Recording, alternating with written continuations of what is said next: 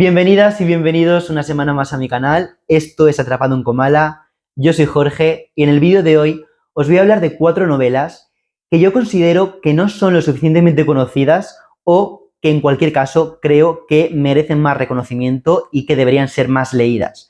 Esta idea la he cogido del canal de Daluna Books, de Laura. Ella habla también de 4 libros que ella considera que deberían ser más leídos o que no se conocen lo suficiente.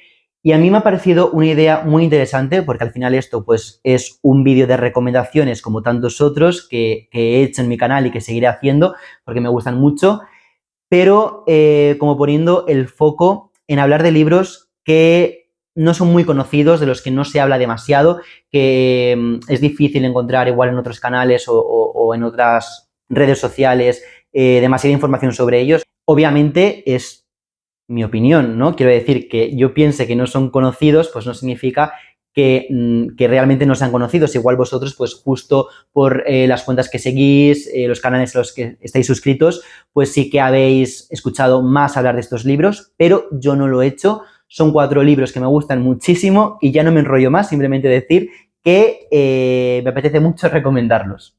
Bien, pues la primera novela de la que os quiero hablar es La niña del faro de Jeanette Winterson. Que Jeanette Winterson, bueno, es una escritora inglesa que yo creo que es bastante conocida, creo. Pero yo creo que sobre todo conocida por, bueno, por su primera novela, que se llama Fruta Prohibida, que es como una especie de autoficción en la que, bueno, pues habla un poco del paso de la infancia a la adolescencia y cuenta una historia basada en su vida, en su adolescencia, porque, bueno, ella viene de una familia muy religiosa, sus padres, pues, eran evangelistas, eran muy, digamos, radicales con sus ideas y con sus creencias, y eran muy intolerantes, y la autora es lesbiana, entonces pues esto fue una cosa que no fue en absoluto bien recibida en su familia, o sea, pues, para nada. Y luego, en la misma línea, tiene ya lo que propiamente es una autobiografía que se llama ¿Por qué puedes ser feliz cuando puedes ser normal?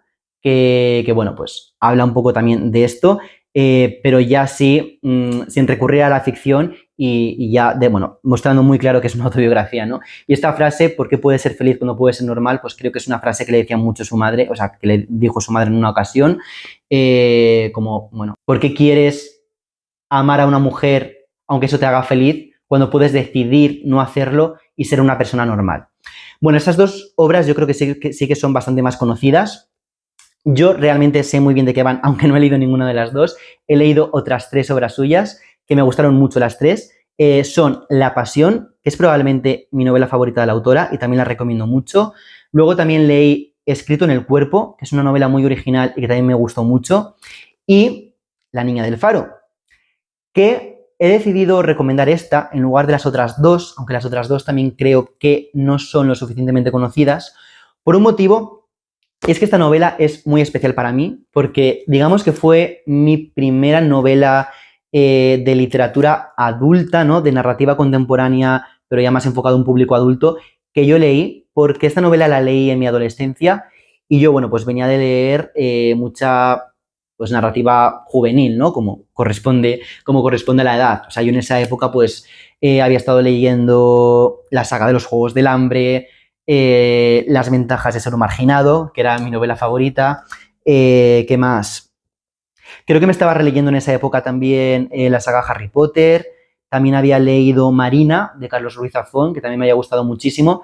Pero bueno, esto es, digamos, son obras que están catalogadas como narrativa juvenil y esta obra creo que fue, pues eso, como la primera novela no juvenil que yo decidí leer, ¿no? Sin contar, bueno, pues las lecturas del instituto, que son sobre todo clásicos, pero que no las leía yo por voluntad propia, ¿no? Esta sí que fue la primera novela no juvenil que yo leí por voluntad propia.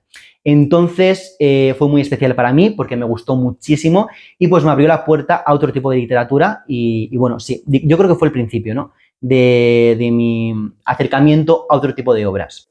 Esta novela para mí es una oda a las historias, o sea, es una oda al hecho de contar historias, a la transmisión oral, ¿no? A la tradición oral que tan importante ha sido, pues, directamente para la construcción de nuestra cultura y de nuestra sociedad y también para que grandísimas obras, pues, hayan llegado hasta nuestros días, ¿no? O sea, yo creo que trata fundamentalmente sobre eso, sobre el poder de la ficción y sobre cómo las historias de alguna manera también forman parte de nosotros, ¿no? O sea, cómo las historias que nos han contado de pequeños, pues también nos van construyendo. O sea, que las historias pues construyen sociedades, pero también construyen individuos. Y luego además, La Niña del Faro es una historia hecha de historias. Quiero decir, que hay como una trama principal y a esta trama pues se van como trenzando luego pequeñas historias. La protagonista es una niña que se llama Silver, ¿vale? Que además de la protagonista pues también es la narradora, porque Silver nos cuenta su historia en primera persona. Y es una niña huérfana porque al inicio de la... Bueno, a su padre nunca lo llegó a conocer y luego su madre fallece al inicio de la novela. O sea, ellas viven como en una casa que está situada, digamos, en la pendiente de un acantilado. O sea, como que siempre tienen que, para llegar a casa tienen que trepar, utilizan arnés y cuerdas y de todo. O sea, bueno, es una cosa bastante curiosa y hasta divertida. Pero un día que están trepando, escalando para poder llegar a casa, pues la madre resbala y bueno, y Silver se queda huérfana, o sea, básicamente eso. Esto no se cuenta de una manera en absoluto dramática, sino que de hecho es una escena bastante tragicómica, porque es una novela que en general pues no abusa, bueno, no abusa, no utiliza nada como el dramatismo o la pura tragedia, sino que todo está contado como en un tono casi como si fuese un cuento de hadas, ¿no? Tiene ese estilo como de cuento que la verdad es muy, muy, muy chulo. El caso es que quien va a coger a Silver, una vez que se queda huérfana, pues va a ser Pew, que Pew es un farero ciego, por cierto, que, bueno, pues vive en el faro en el que trabaja, ¿no? Que es un faro que está en alguna parte de Escocia, en un pequeño pueblo. Se llama Salts, el pueblo donde está ambientado esta novela. El cabo en el que está el faro se llama el Cabo de la Ira, ¿no? Ahí vive Pew y ahí va a vivir Silver, y Silver pues va a ser ayudante de farera. Y Pew todos los días le va a contar una historia a Silver, ¿no? Aquí es donde empieza la importancia de las historias, porque Pew pues actúa un poco como de cuentacuentos, ¿no? Siempre le está contando historias, le está presentando a personajes, nos presenta a nosotros personajes que vamos a ir conociendo a lo largo de toda la novela. Y de hecho, entre esos personajes van a aparecer figuras históricas, personas reales, como por ejemplo, pues Darwin, también está Richard Wagner, Robert Louis Stevenson, el escritor, bueno, entre otras obras, del Dr. Jekyll y Mr. Hyde, que es una obra de la que también se habla en este libro, como de muchas otras. Y bueno, pues estos personajes reales se van a ir intercalando de una manera bastante curiosa con personajes ficticios. Y estas historias que Pew le cuenta a Silver, ya digo que tienen, vamos, muchísima importancia en la obra, o sea, hasta el punto que dan estructura a la novela y también de alguna manera siento como que le dan sentido a Silver por cosas que luego pasan más adelante como en la segunda mitad de la obra, en la que hay un salto temporal y tal, pero bueno, ahí no voy a entrar, la verdad. Y son historias que están pues absolutamente cargadas y repletas de simbolismo y que hablan, yo creo que fundamentalmente de la naturaleza humana. Y son importantes hasta el punto en el que una de las historias, bueno, la historia principal dentro de la novela, que es la del reverendo Babel Dark, es yo creo que casi tan importante como la historia principal, ¿no? Como la trama principal de Pew y Silver. Es una historia que habla sobre las luchas internas, ¿no? Que se fraguan dentro de nosotros.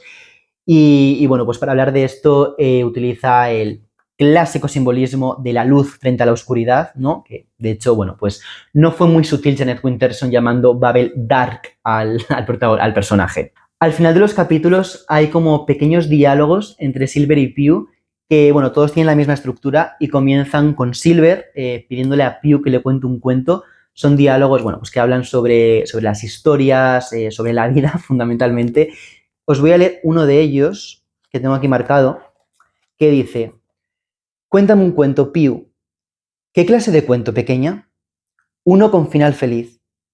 En el mundo eso no existe. ¿Un final feliz? No, un final.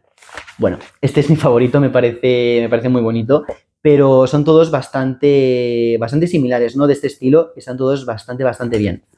Tanto la historia como el estilo de Jeanette Winterson, la verdad es que son bastante sencillos, o sea, no tienen ninguna dificultad, pero si hay algo que quizás puede dificultar un poco la lectura de esta obra, es la estructura, ¿vale? Porque no sigue una estructura estrictamente lineal, sino que a veces juega un poco precisamente con la estructura de la novela y de hecho, casi al principio de la novela, la narradora dice lo siguiente.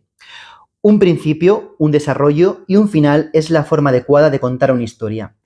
Pero a mí me cuesta aplicar este método. Y sí, ya digo que la estructura no es que sea muy lineal, sino que, bueno, pues a veces va pegando saltos en el tiempo, retrocesos, y bueno, sí, puede llegar a ser bastante caótica. Y otra cosa que dice Silver, o sea, la narradora, que también tengo marcada porque es una frase que siempre me ha gustado mucho, es: las historias que quiero contaros iluminarán parte de mi vida y dejarán el resto en la oscuridad. No necesitáis saberlo todo, no existe ese todo. Son las propias historias las que configuran el significado. La narración continua de la existencia es mentira. No existe tal cosa. Existen momentos que se iluminan y el resto es oscuridad.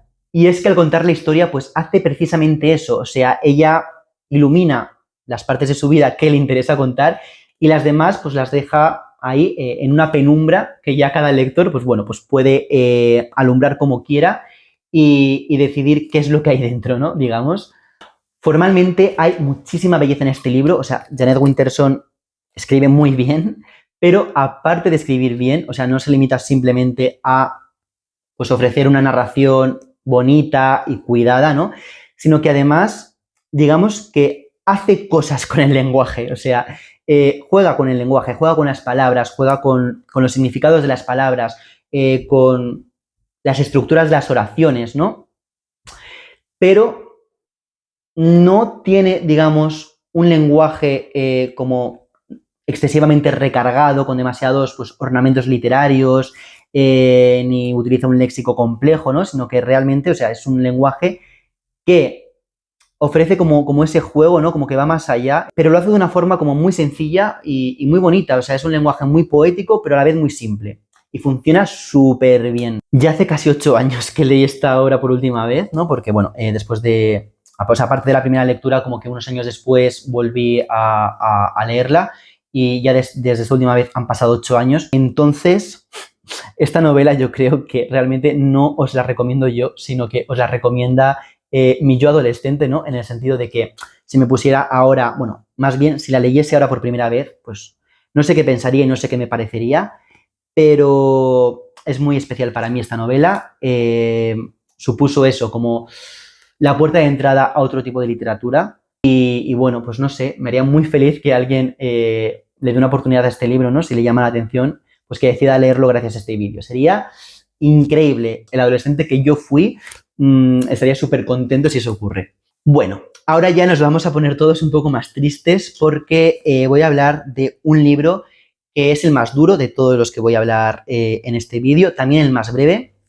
Es Una muerte muy dulce, de Simone de Beauvoir, una novelita muy corta de 1964.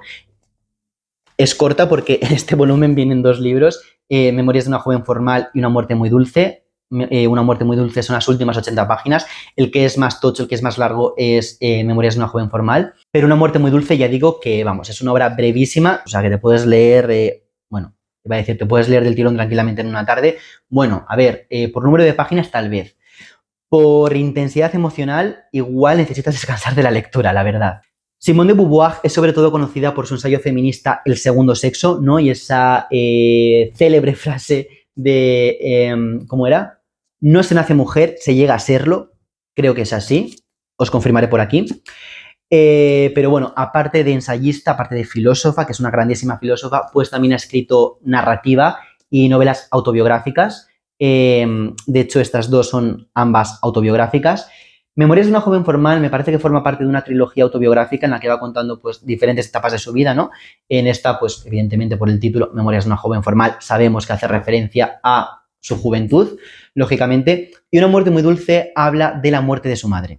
O sea, la novela narra todo el proceso de enfermedad de su madre, ¿no? Desde que, bueno, se cayó en su apartamento, ¿no? Y luego ya en el hospital, pues haciéndole una serie de pruebas, le detectaron un cáncer y pues va contando pues todo el proceso, todo el deterioro tanto físico como mental que sufrió la pobre mujer y también el proceso de duelo que, bueno, que vivió la autora, ¿no? Después de la muerte de su madre. Es una obra en la que Simone de Beauvoir pues reflexiona, entre muchísimas otras cuestiones, sobre el miedo a la muerte, que pues es probablemente el miedo más antiguo en el ser humano, el miedo que pues prácticamente todos compartimos, ¿no? O sea, a mí personalmente me aterra la muerte, o sea, me da muchísimo miedo y me pasé fatal leyendo este libro. Lo leí hace bastantes años, creo que fue antes de la pandemia, pero lo recuerdo como una lectura con mucha intensidad emocional porque lo pasé realmente mal, la verdad.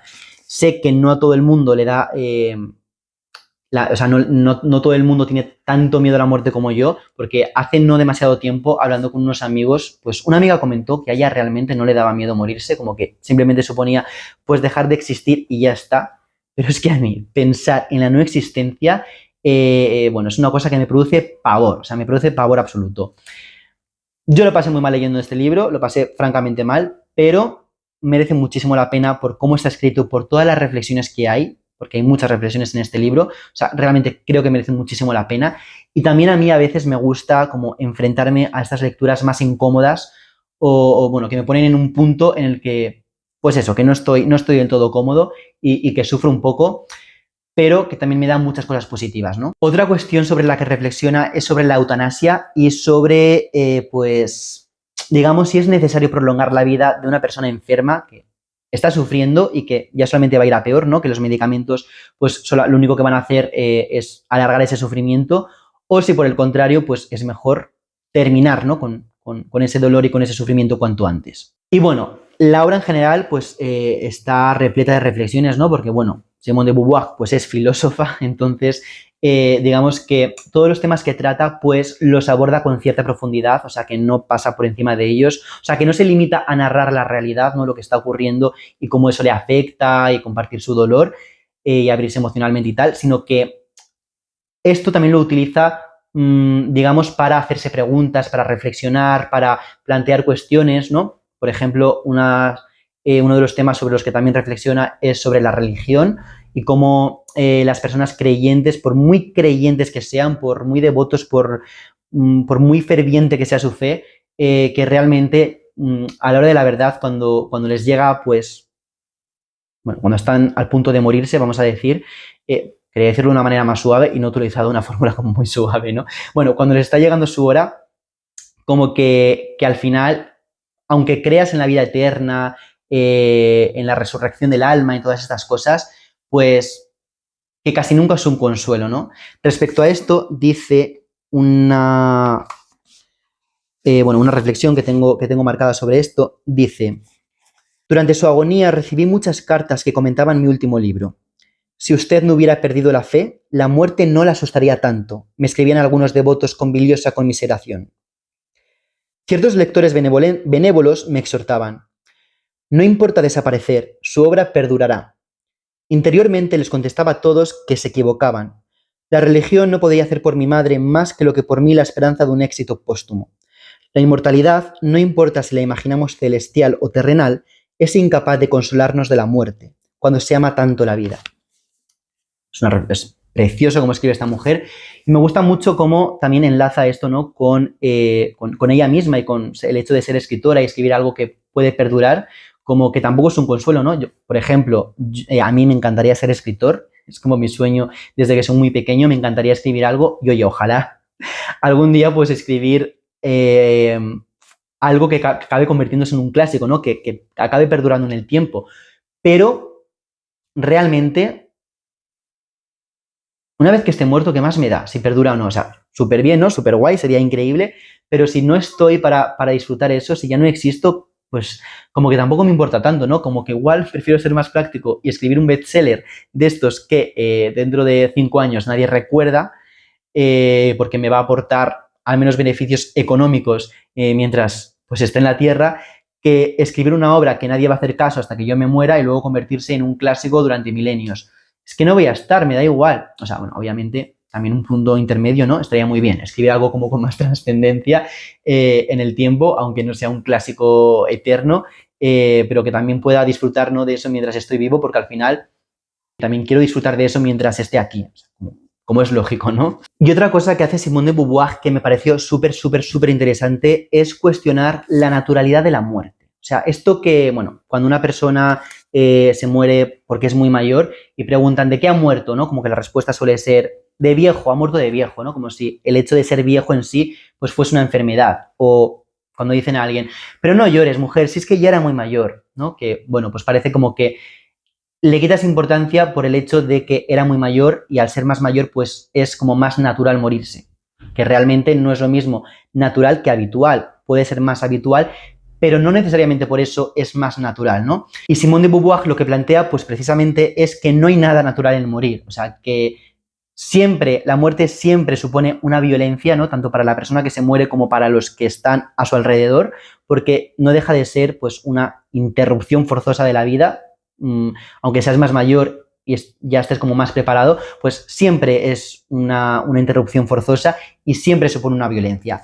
Os voy a leer un párrafo en el que habla sobre esto, porque ella, bueno, pues lo explica muchísimo mejor que yo y mucho más bonito. Sí que quiero advertir que este párrafo que voy a leer es el último párrafo del libro. Quiero decir, yo en esta novela considero que no se puede hacer spoiler sobre absolutamente nada, que eso no importa, o sea, porque no, que además no hay spoilers, o sea, no hay nada que spoilear. Pero yo lo aviso por si alguien no quiere escuchar cómo termina el libro, yo aviso que voy a leer el último párrafo, ¿vale? Entonces, si no queréis escucharlo, pues pasad 10, 15, 20 segundos en el vídeo, solucionado. Esto no es. A ver. O sí es, no es. No se muere de haber nacido, ni de haber vivido, ni de vejez. Se muere de algo. Saber que mi madre, por su edad, estaba condenada a un fin próximo no atenuó la horrible sorpresa. Tenía un sarcoma, un cáncer, una embolia, una congestión pulmonar. Es algo tan brutal e imprevisto como un motor que se detiene en el aire. Mi madre alentaba el optimismo cuando, impedida y moribunda, afirmaba el valor infinito de cada instante. Asimismo, su vano encarnizamiento desgarraba el velo tranquilizador de la superficie cotidiana. No existe muerte natural. Nada de lo que suceda al hombre es natural, puesto que su sola presencia cuestiona al mundo. Todos los hombres son mortales, pero para todos los hombres la muerte es un accidente. Y aunque la conozca y la acepte, es una violencia indebida. Sencillamente, wow. Bueno, sencillamente, vamos a ver cómo cierro esto. Vale. Lo que decía, que sencillamente, wow, o sea, yo creo que si no os he convencido para leer el libro con este párrafo que me parece absolutamente extraordinario, pues creo que ya poco más puedo decir yo.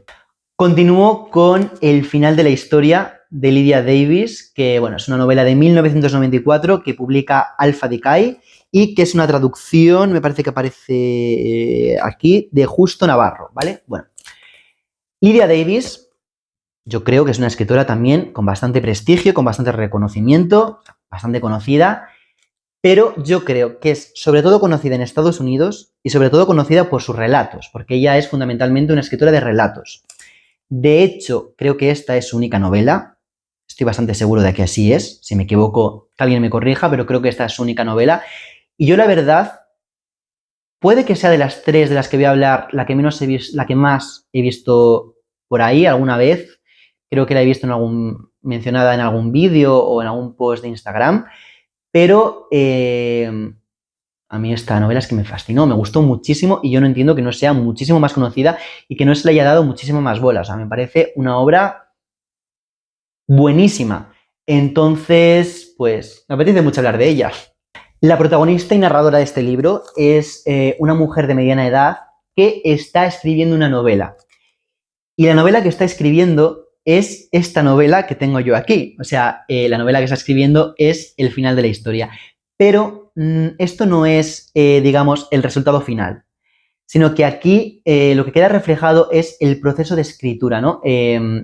Digamos que en muchas ocasiones parece que es como un diario de escritura o, bueno, pues su cuaderno de novela, ¿no?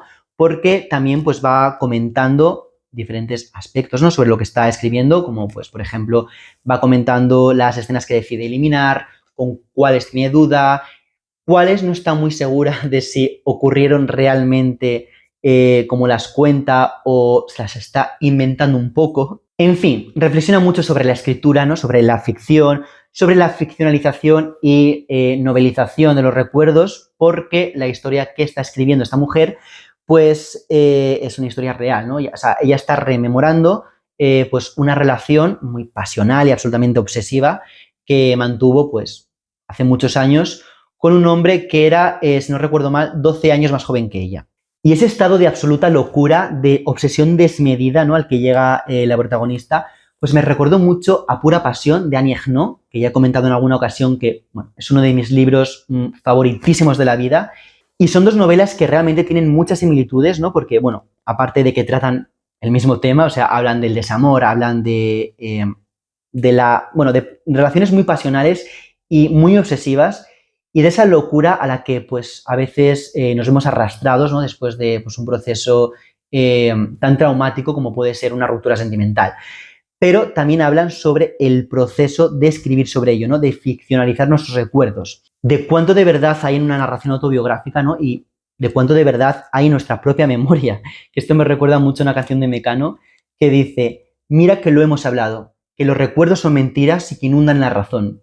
La canción, por cierto, se llama Ay, qué pesado, por si la queréis escuchar, es probablemente una de mis canciones favoritísimas de Mecano, y yo creo que tiene mucha razón. O sea, los recuerdos son mentiras literalmente. O sea, la memoria no es, digamos, una grabadora, ¿no?, que almacena información de manera absolutamente exacta, sino que lo que hacemos cuando estamos recordando algo, pues realmente es reconstruir ese recuerdo, ¿no? Entonces, los huecos que hay en nuestra memoria, pues nuestro cerebro lo que hace es rellenarlos con información, pues totalmente distorsionada, cuando no, pues absolutamente inventada. Y cuanto más contamos una historia que nos ha sucedido, pues más susceptible es esa historia de ser completamente modificada por nuestro cerebro. He de decir que, a pesar de las similitudes que hay entre Pura Pasión y el final de la historia, realmente Annie Ernaux sí que intenta ser mucho más fiel a la verdad, ¿no? O sea, ella lucha contra su propia memoria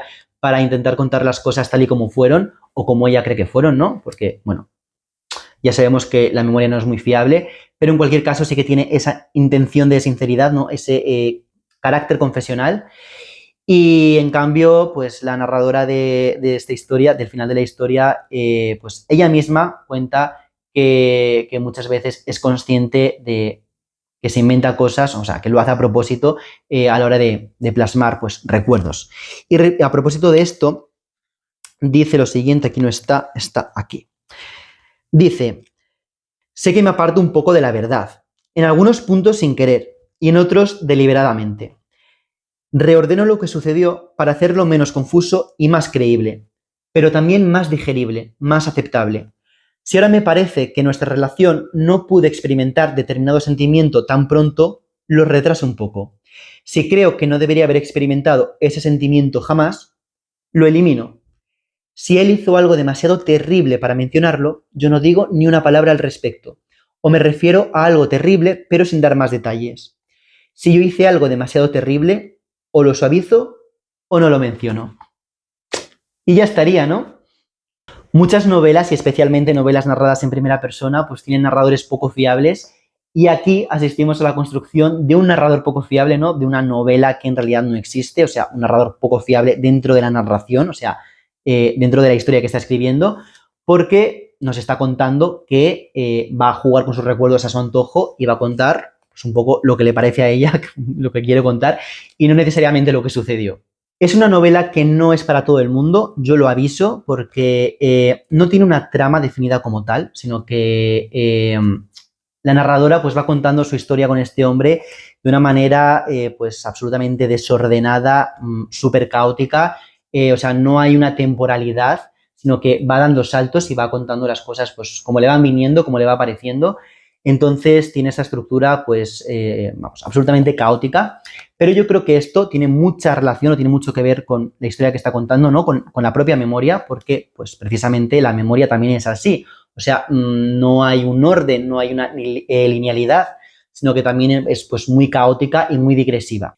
De hecho, la narradora empieza por el final, ¿no?, por el final de la historia, y comienza contando en las primeras líneas, pues, la última vez que vio a este hombre. Y a propósito de eso, dice, casi al principio de la novela, lo siguiente: hubiera sido más sencillo empezar por el principio, pero el principio significaba poco sin lo que venía a continuación, y poco significaba lo que venía a continuación sin el final. Bueno, esto es igual como un intento de justificar por parte de la narradora y no de la autora, que no tiene nada que ver, que hace esto así porque ella quiere hacerlo así y porque está muy bien hecho, que no es fácil hacer esto. Pero eso, que es como un intento por parte de la narradora, pues por justificar un poco este caos estructural, ¿no?, que hay aquí. Y luego la narradora pues va alternando la narración, ¿no?, la historia, con esas reflexiones, con esos comentarios sobre lo que está escribiendo que os comentaba que había, que, a ver, a mí personalmente me parecieron súper interesantes porque, bueno, pues la escritura y la memoria son dos temas que me interesan muchísimo, pero es verdad que esto hace que vaya, o sea, que esté interrumpiendo la historia continuamente. Luego, otra cosa, no hay diálogos, o sea, toda la narración es como una verborrea interminable y continua por parte de la narradora, pues, bueno, pues recreándose una y otra vez en esta ruptura, en el duelo, en el dolor, en la obsesión, en los pensamientos absolutamente obsesivos que experimenta, ¿no?, en este momento de dolor. O sea que yo recomiendo mucho esta novela porque la recomiendo mucho, pero a sabiendas de que muchos lectores, por todo esto que comento, pues pueden salir espantados de aquí, la verdad. Pero hay una cosa que hace súper bien y es que consigue que te metas por completo en su mente, ¿no? O sea, en la mente de la narradora. Eso está súper bien hecho. También es verdad que la estructura, pues, ayuda mucho a esto, ¿no? Y a propósito de esto, quiero leeros una reseña que hay en la contracubierta de la escritora Sabina Urraca, que dice: mi novela favorita y la que mejor describe los vaivenes del desamor, apostando fuerte por una narración del recuerdo en el que todas las partes se cuentan al mismo tiempo, en un caos que iguala al de la mente que sufre. O sea, esta comparación entre lo caótica que es la estructura de la novela y lo caótica que es la mente de una persona que está pasando pues por este duelo, ¿no?, a raíz de una ruptura sentimental, me parece que es absolutamente clave. Es absolutamente clave porque, digamos, que forme contenido, o sea, lo que está contando y cómo lo está contando, como que de alguna manera convergen y hace que todo tenga como muchísimo sentido, ¿no? O sea, como que, no sé, yo siento que igual por la estructura no es súper fácil entrar en esta novela, pero si consigues entrar, yo creo que la experiencia es maravillosa.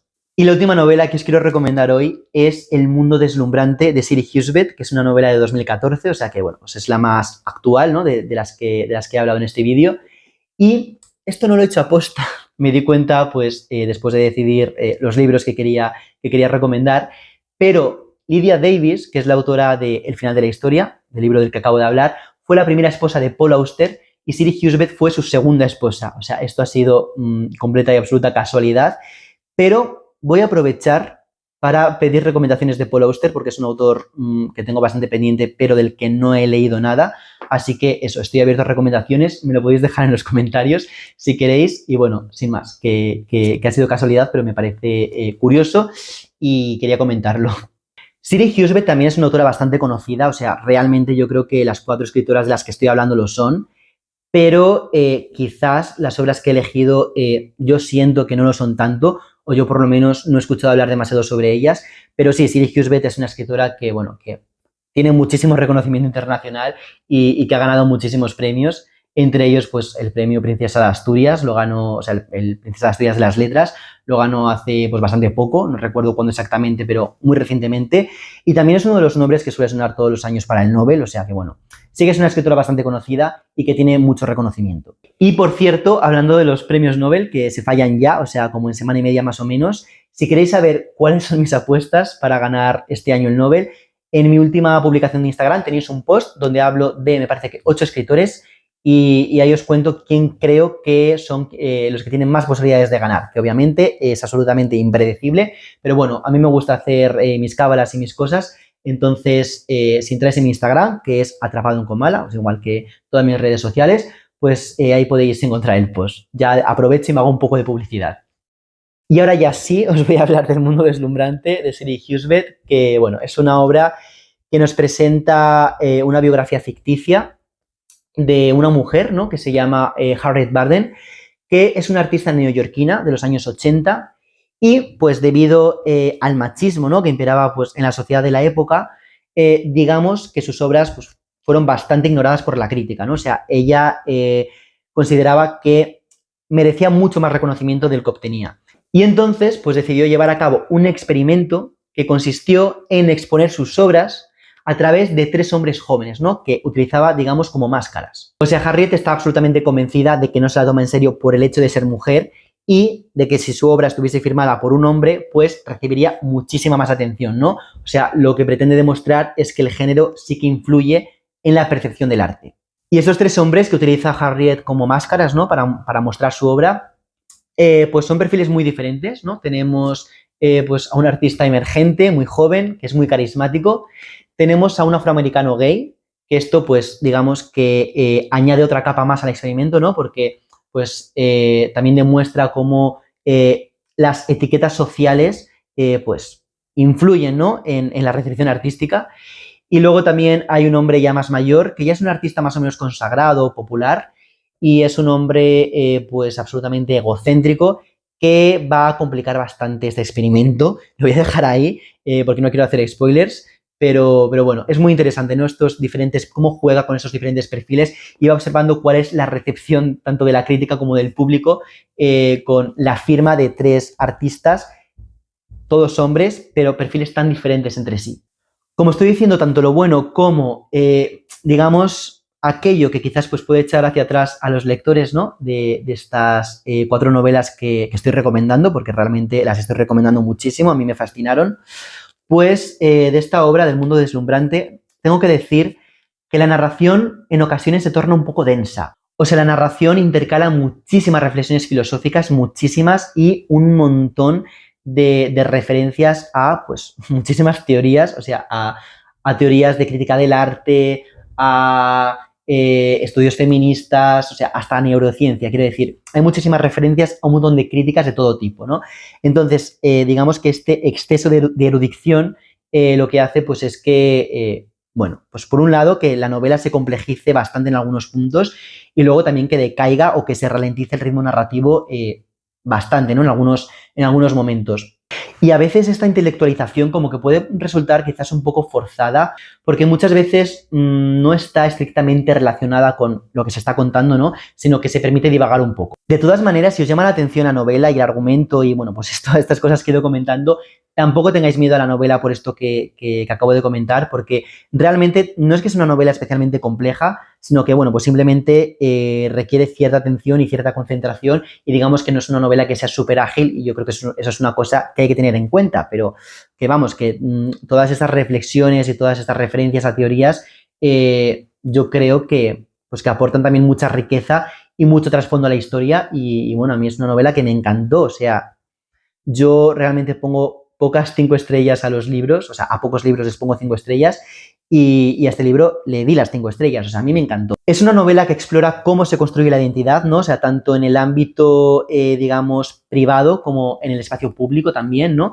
Y también explora cómo las estructuras de poder que existen, porque existen en el mundo cultural, pues pueden moldear tanto el éxito como el fracaso de una obra o de un artista en general y de todas sus obras y que pues muchas veces, casi siempre, pues la calidad de la obra no puede luchar contra esas estructuras, ¿no? Y sobre todo plantea cómo los prejuicios pues, influyen de una manera absolutamente definitiva en cómo percibimos una obra, ¿no?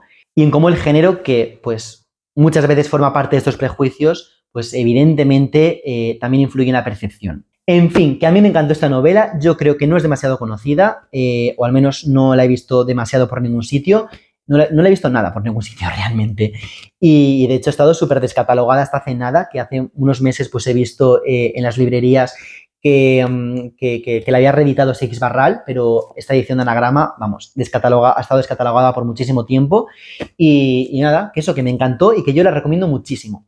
Y estas son mis 4 recomendaciones de novelas que yo considero que no son lo suficientemente conocidas. Dejadme en los comentarios si conocéis alguna de ellas o si os ha llamado la atención o os interesa leer alguna de estas novelas. También contadme qué novelas consideráis vosotros que son poco conocidas o que merecen mucho más reconocimiento del que tienen. Y nada más, muchísimas gracias por haber llegado hasta aquí. Dejadme un like si os ha gustado el vídeo, suscribiros si todavía no estáis suscritos, tenéis en la cajita de información mis redes sociales como siempre. Y nada más, nos vemos en el próximo vídeo. Adiós.